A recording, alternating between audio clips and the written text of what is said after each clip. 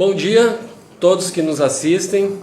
Essa semana vamos falar de metas e adoecimento pelo trabalho. Convidamos hoje aqui o Walter Ferreira Oliveira. Ele é médico psiquiatra, professor do Departamento de Saúde Pública da UFSC. Obrigado por ter vindo, Walter. E o professor Rossano Bastos, professor livre docente pela USP, também vai ajudar aqui no debate. Obrigado, Rossano, por ter vindo. Eu sou Matheus Graoski, sou psicólogo psicanalista. E falar do modelo de gestão por metas e as consequências para a nossa saúde é falar da realidade que nos cerca hoje, né? Nós falando exclusivamente aos trabalhadores do judiciário aqui do Estado, hoje o judiciário aplica uma gestão por metas, né? Walter, a gente muitas vezes tem a ideia de que a gestão por metas só é aplicada nas empresas privadas, nas grandes corporações, né? Que é aquela gestão que visa essencialmente a produtividade, né? Isso não passa sem consequências para a saúde mental dos servidores. A gente tem hoje em números assim, de afastamento, cerca de 70% dos afastamentos de saúde por problemas psiquiátricos. Geralmente relacionados às situações de depressão, ansiedade, né? Síndrome de pânico, até o desgaste absoluto pelo trabalho, né? Que é a síndrome de burnout. Você poderia começar falando sobre as consequências para a saúde mental a partir da gestão por metas? Bom dia a todos, a todas. Bom, eu acho que nós estamos diante de um momento histórico peculiar, né? Nós chegamos a um ponto de exacerbação extrema de um modelo de relação entre o trabalhador e o emprego, o trabalho, que é brutal, essencialmente brutal. Nós estamos vivendo o que nós chamamos na universidade, por exemplo, a gente dá o nome de produtivismo, em que a gente considera muito mais importante o número de coisas produzidas do que a qualidade do que se produz.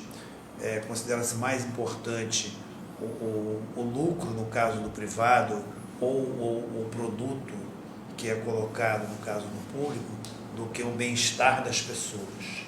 Então é um momento peculiar no sentido em que a civilização, por um lado, avançou nos últimos 500 anos, no sentido de proteger as pessoas, no sentido de buscar o bem-estar, no sentido de estabelecer uma série de legislações, de garantias, de resoluções internacionais sobre os direitos dos trabalhadores, e de repente a gente vê que esse projeto, na verdade, está extremamente prejudicado. O quadro que você colocou é um quadro que devia estar preocupando os nossos governantes de forma profunda, porque o maior recurso de uma nação, o maior recurso de um país e o maior recurso do serviço público, que é um grande recurso da nação, é o ser humano. Quando você tem 70% de um número grande de pessoas que é afastado do serviço público devido a esse modelo, a essa exacerbação, nós temos um problema muito sério. E a questão das metas nós vimos desde o início, quando esse modelo foi adotado lá pelos bancos, que foram talvez os primeiros. Nós já temos um quadro assustador. Nós temos nos bancos, uma caixa mais ou menos preta, né, porque você não tem dados do privado como você tem no serviço público, mas quem trabalhou com bancos, quem trabalhou com bancários, sabe o problema que os bancários estão sofrendo, terrível pelo trabalho com metas. Depois isso passou a ser uma verdadeira epidemia nos telemarketings da vida, aí, nos lugares de grande produção de vendas. E estar no judiciário também é um pouco bizarro, né?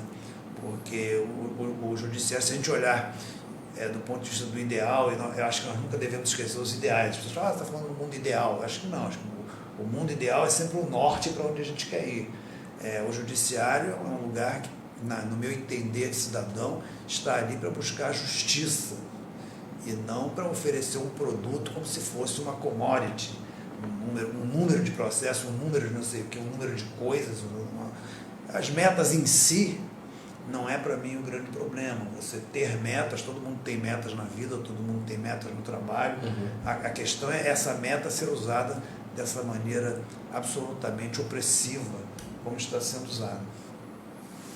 Certo. Rossano, quer contribuir também? Eu penso que, veja bem, o Walter colocou aí muito bem a questão da meta, dos bancos, do lucro. Então eu vou puxar um pouco essa história para a história do capital, né? Já que os bancos pensam no lucro do capital, e aí o que o Walter coloca é uma coisa bem interessante, porque eu vou falar então do capital intelectual, né? Quer dizer, as pessoas adquirem um capital intelectual, se dedicam a um trabalho e elas vão sendo oprimidas por essas metas incumpríveis que você vai perseguindo, e isso vai causando o adoecimento desse sujeito, desse trabalhador, que tem um investimento atrás para poder fazer um trabalho e que ele não pode fazer esse trabalho no time que é possível, mas naquele time que é exigido, que muitas vezes não é um time, é o time da máquina, né? Então isso prejudica, e no fundo o que vai causar é que a produtividade vai ficar prejudicada, exatamente porque você vai ter que botar outro no lugar, você vai ter que treinar novamente, porque as coisas hoje, com o avanço da cibernética, da tecnologia, das redes, não são todas as pessoas, elas vão ter que se adaptar aos novos programas, aos novos softwares, aos novos hardwares, e vão inclusive demorar mais para fazer o trabalho. Então não é interessante que as metas venham causar o adoecimento daquele servidor que já está ali, que já conhece, que já sabe. Quer dizer, na verdade, o que a gente vai observar, além do adoecimento do servidor, do ponto de vista da humanidade nossa, é uma contraprodutividade, na medida em que essas metas vão causar um adoecimento. Esse número de 70% de afastamento no judiciário de doença mental é absolutamente apavorante, né? Apavorante, né? Como que o afastamento tá nessa proporção. E isso a gente tem que levar em consideração aí as subnotificações, as patologias como diarreia, como dor de cabeça, que não entram nas patologias de uma resposta do organismo à depressão, à ansiedade e uma série de outras doenças que são doenças do campo mental. Sim, eu gostei muito do que falou, Walter, porque eu considero assim que o modelo de gestão, esse modelo que é um modelo de gestão financeira, né? É a lógica do capital financeiro, né? Que hoje gere praticamente toda a sociedade, né? É um modelo de gestão que ele é contra-humano, né? E contra o próprio trabalho. Porque o formato que você estabelece isso, você coloca lá alguns critérios para se estabelecer a meta, e os critérios vão de produtividade, a qualidade do trabalho ofertado, a assiduidade do trabalhador, né? E o trabalhador em si, quer dizer, isso visando um resultado final, né? Quer dizer, você vê o resultado. O trabalhador vira um detalhe no meio desse caminho, é só uma peça já do trabalho, é tratado como uma peça de trabalho. Agora sim, né, se a produtividade baixa, porque claro, né, os trabalhadores vão adoecendo, né, com toda essa carga de trabalho, ele vai ficar doente, um dia também vai se aposentar, quando já estiver também completamente exaurido, mas rapidamente substituído, né?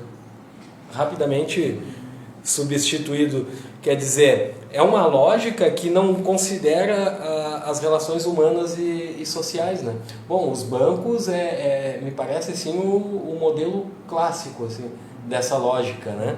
E que até mesmo com a chegada da tecnologia, porque eu não sou contra a tecnologia de forma alguma, assim, né, Walter? Só que uma tecnologia que serve a quem? Né? Ao trabalhador, ou ao lucro, né? Porque os bancos, com o advento da tecnologia, eliminaram milhares de postos de trabalho, né? Milhares de postos de trabalho. Né? Quer dizer, o que se faz aí com esses trabalhadores, né? Bom, se viram, né? O que eles vão fazer? E essa lógica passou a ser adotada no judiciário, o que eu acho também minimamente bizarro, assim, porque é quase como tu falou, assim, você trata sentenças, né, como um produto, né, um produto perecível, inclusive, né, porque tem que sair logo essa sentença aí. E claro, outra coisa que o ambiente de trabalho, eu acredito que acaba se tornando nada saudável, assim, porque no momento em que se fala de ética, de colaboração, de solidariedade entre os trabalhadores, quando você estabelece um modelo competitivo, o teu colega passa a ser um rival. Sim. Passa a ser um rival automaticamente. E mesmo que você ainda se reconheça no outro, né? Porque o que nos humaniza é se reconhecer no outro, né? É o outro que nos reconhece. Mesmo que eu tenha essa capacidade ainda de me reconhecer no outro, pelo medo da humilhação, pelo medo do assédio, pelo medo da punição, né? Eu me recolho em mim mesmo e trato ele como um rival. Porque o meu sucesso depende de uma competição, né? Depende de uma competitividade. E essa é a lógica do mercado. Sim. Né? A lógica do capital financeiro. Eu acredito muito que a magistratura não devia aceitar isso dentro do judiciário. Deveria se preservar o poder judiciário do modelo de gestão financeira. Né?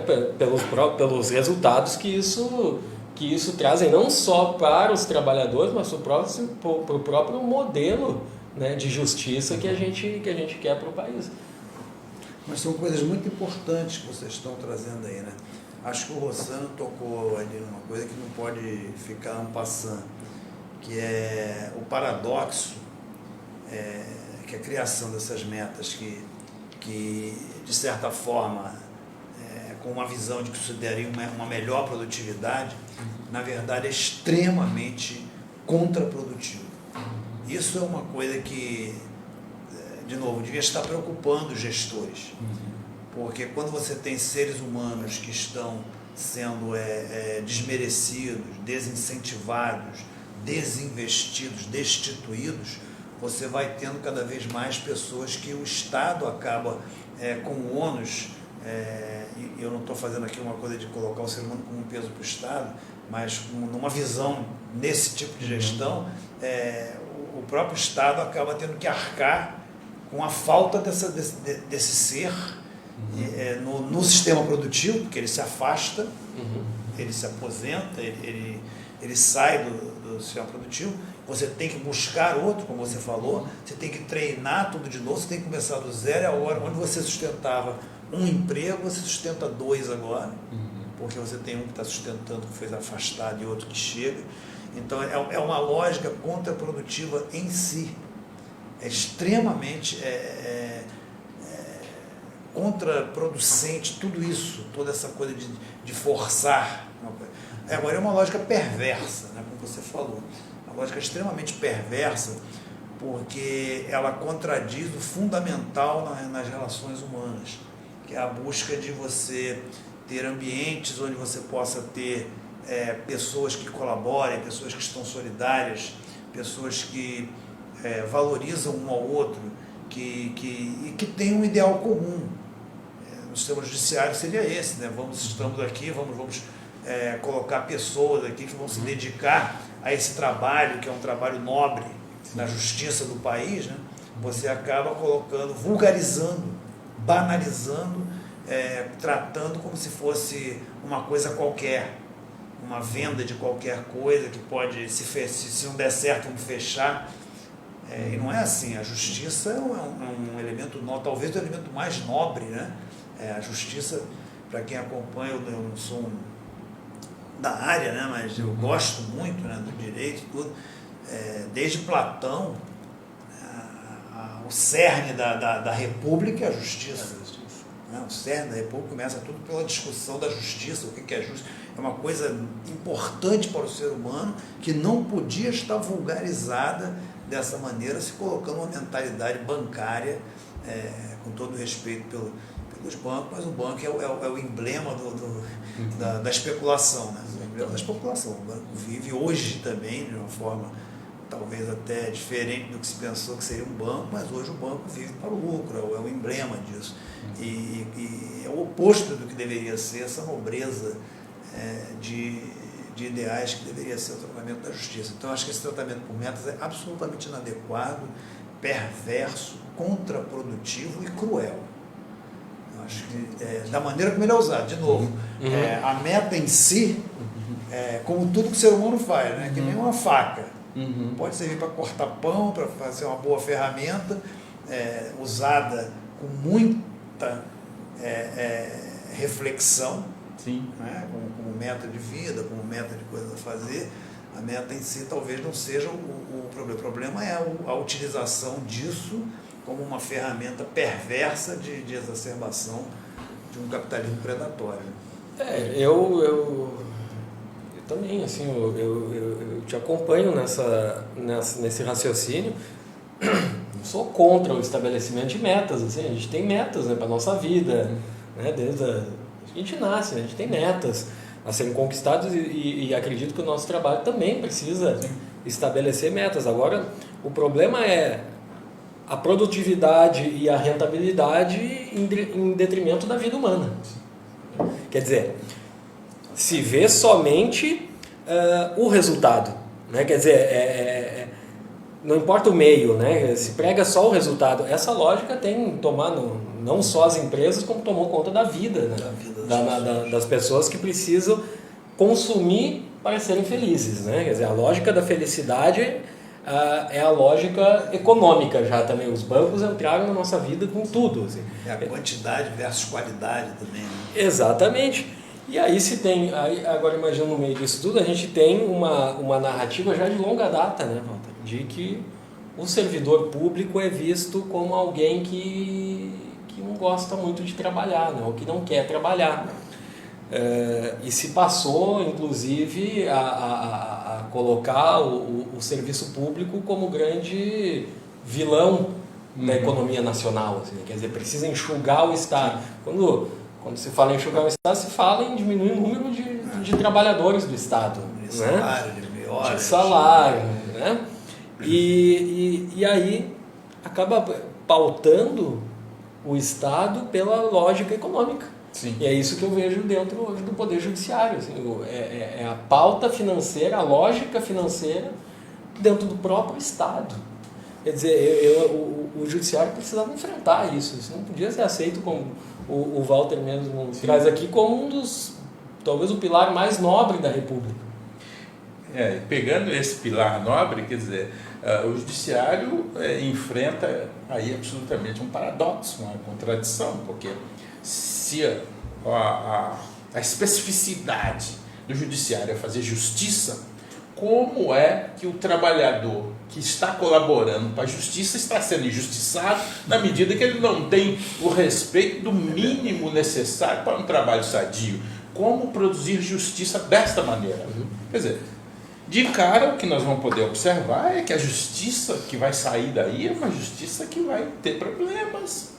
E a gente tem que levar em consideração que a justiça, as demandas que chegam na justiça, elas são demandas que estão mexendo com a vida das pessoas. Pessoas que são presas, pessoas que estão precisando do amparo do Estado da Justiça para poder seguir suas vidas ou não. Quer dizer, é um acordo, é um contrato social de sobrevivência da coletividade.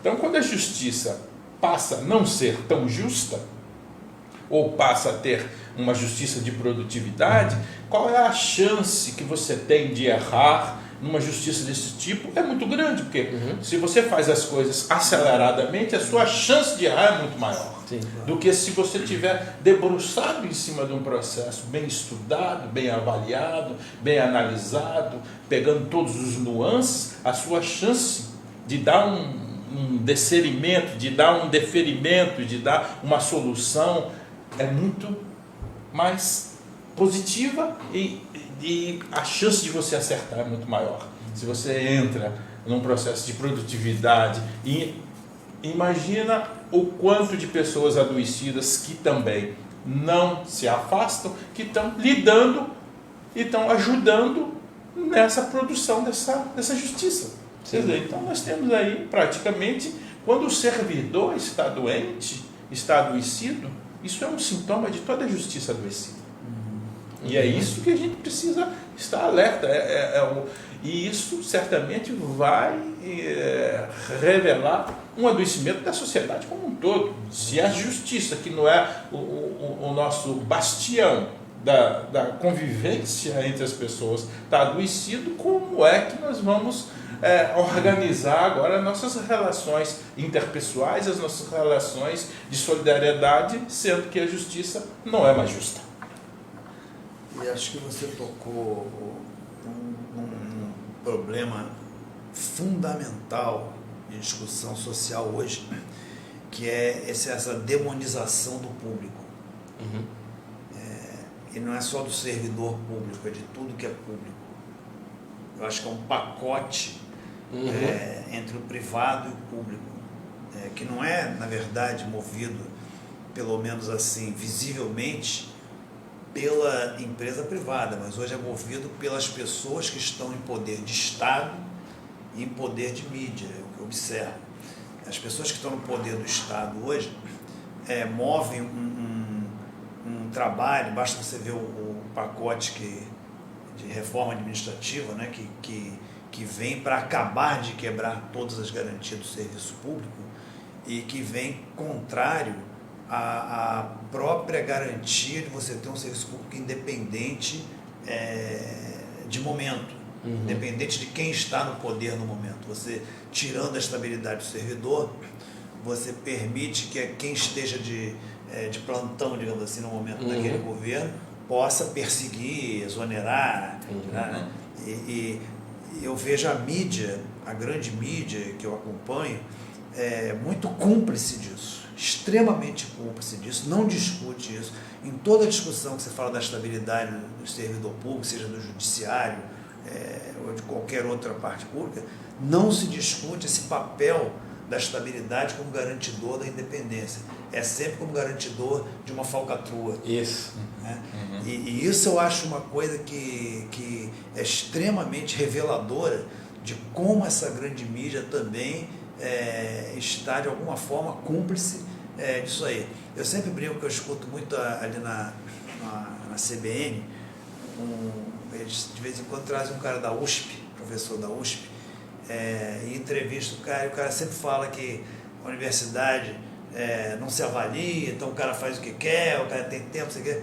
Eu fico sempre com vontade de ligar para lá e pedir para ir trocar de lugar com ele, porque na minha universidade não é assim. Trabalho que é um desgraçado, eu trabalho muito mais horas do que eu sou pago, eu sou avaliado todo semestre. Sim. A gente avalia, as pessoas não têm noção do quanto que o servidor público, como professor, porque sempre que falam também para demonizar o servidor público, dão o exemplo dos marajás do serviço público, né? Que aí você usa esse exemplo, você pega lá um exemplo lá dos marajás de qualquer poder, como do judiciário, e usa como exemplo para toda uma classe que está dentro do poder judiciário, que é a classe de trabalhador, a classe de chão de fábrica, né? Assim como na educação, como em todos os lugares. E como isso é usado de forma perversa para perseguir e destruir o sistema público, que é o sistema público de saúde, é o sistema judiciário público. Basta você ir aqui na Defensoria Pública que você vai ver a precariedade de trabalho que é de uma pessoa que precisa de uma Defensoria Pública, em favor de um direito privado que é só para os milionários. Quem vai para o Supremo Tribunal Federal, que é o que atrai os olhares do judiciário, são as pessoas que têm condições milionárias para chegar até o Supremo Tribunal Federal. O molequinho que é preso aqui por uma bobagem, como são 70% das pessoas presas no Brasil com acusações de tráfico de droga, que são desde usuários até traficantes, esse não vai ao Supremo Tribunal Federal. É primeira instância e cadeia. Acabou, não deve ter nem instância nenhuma. O cara já pega ele, como era há 50 anos e continua sendo, pega pelo cangote, bota no camburão e leva e acabou. E depois ele vai se queixar o bispo, vai esperar.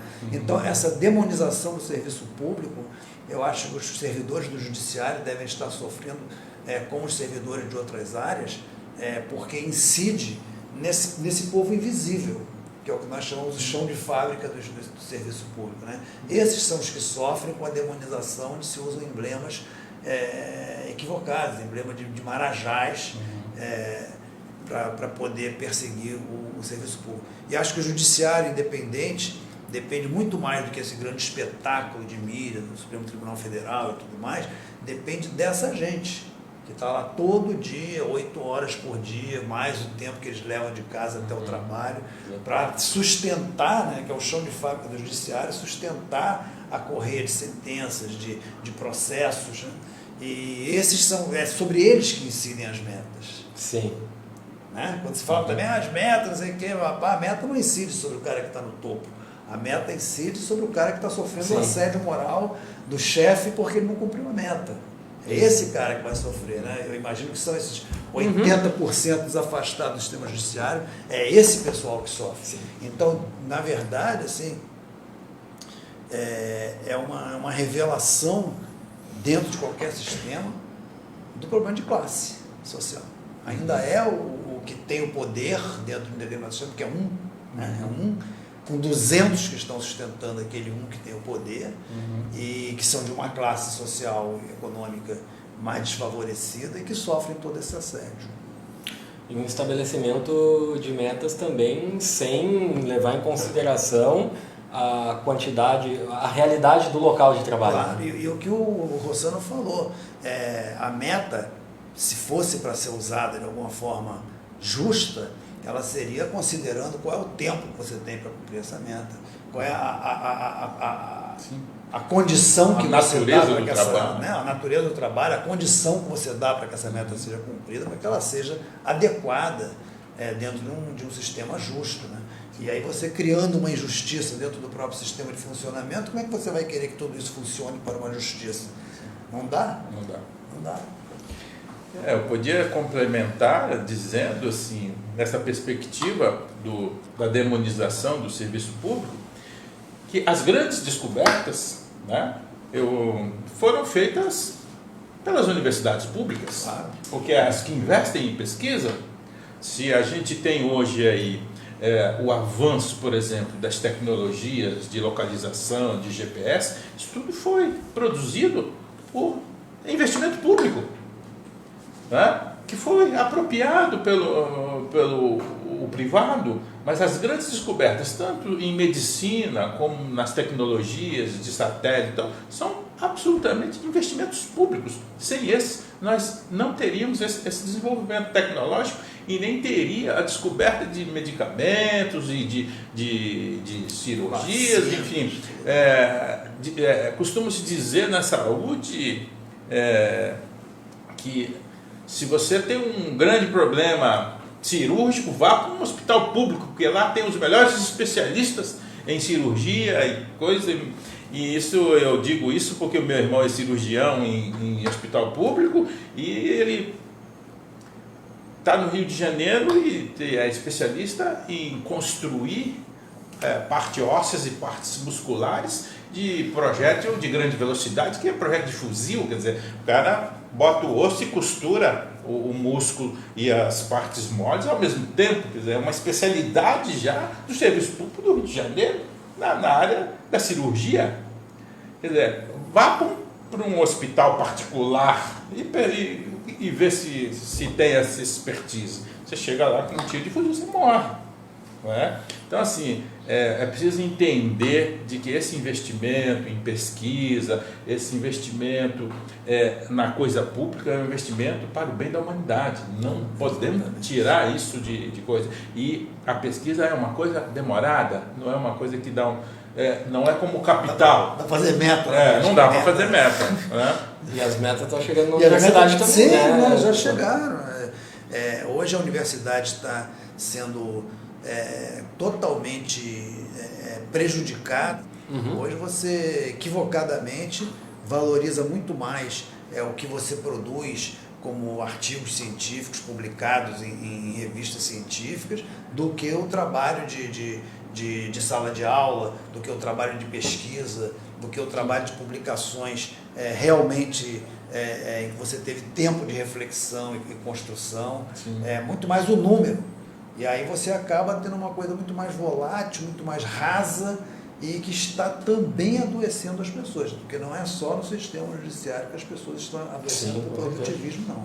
A universidade hoje é um foco de adoecimento por essa pressão enorme do produtivismo que é feita em cima de professores e de alunos hoje em dia, inclusive de estudantes. Com certeza. Hoje o estudante da universidade pública também já sofre essa pressão tremenda do produtivismo. Eu poderia complementar isso dizendo que a Nature, que é uma revista top, científica, trouxe dizendo fazendo uma recomendação às Nações Unidas de que os doutorandos estão adoecidos, estão com saúde mental absolutamente abalado. Então, isso mostra esse produtivismo ao qual você se refere. Não, esse modelo de gestão por metas e quando ele adentra o serviço público, o que nos diz é que toda a sociedade tem que estar a serviço do capital financeiro. Basicamente, se você for em última análise, é isso. Em última análise é uma mentalidade do lucro, do que você vai mostrar e consumir. A quantidade, a quantidade de coisas. Não a qualidade, não a descoberta que pode ser ímpar, mas a qualidade a quantidade que isso vai gerar. Papo que dá pano para manga. Muita manga, muita coberta, daria para a gente falar por horas aqui, mas vamos chegando ao final do programa. Eu quero te agradecer imensamente por ter vindo aqui enriquecer o debate, Walter. Foi fantástico o que tu trouxe aqui para nós. Agradecer muito ao Rossano, que tem contribuído aqui durante todos os programas também. E agradecer todos e todas que nos assistiram, aqueles que já nos assistem, né, desde o início. Comentem, compartilhem, curtam, deixem suas sugestões, deixem suas perguntas, que na medida do possível todas serão respondidas e as sugestões serão trazidas aqui para o programa. Um bom final de semana a todos.